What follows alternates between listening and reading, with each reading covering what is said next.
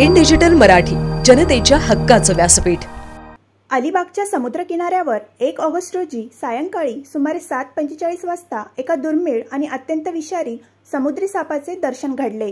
पिवळ्या पोटाचा समुद्र सर्प म्हणून ओळखला जाणारा हा साप एका नागरिकाच्या नजरेस पडला। संबंधित नागरिकाने तात्काळ wild life warriors of Alibag या संस्थेच्या सदस्यांशी संपर्क साधला। माहिती मिळताच संस्थेचे अध्यक्ष डॉक्टर प्रसाद दाभोळकर आणि सदस्य आदिती सागर घटनास्थळी दाखल झाले। सापाची प्राथमिक तपासणी केल्यानंतर तो आजारी किंवा जखमी नसल्याचे स्पष्ट झाले। त्यानंतर तो साप सुरक्षितपणे परत समुद्रात सोडण्यात आला। पिवळ्या पोटाचा समुद्र सर्प हा अत्यंत दुर्मिळ प्रजातीपैकी एक असून अलिबाग परिसरात फारच क्वचित आढळतो। हे साप संपूर्ण आयुष्य समुद्रातच घालवतात, त्यामुळे त्यांच्या शरीराची रचना जमिनीवर सरपटण्यासाठी योग्य नसते। एकदा वाळूत अडकल्यावर ते पुन्हा समुद्रात परत जाऊ शकत नाहीत आणि पुढील भरती येईपर्यंत अनेकदा मृत्युमुखी पडतात।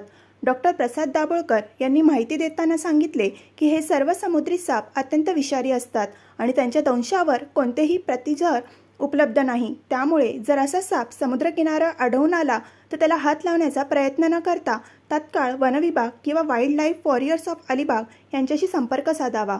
या घटनेमुळे समुद्री जैवविविधतेचे संवर्धन आणि जनजागृतीचे महत्त्व पुन्हा अधोरेखित झाले आहे।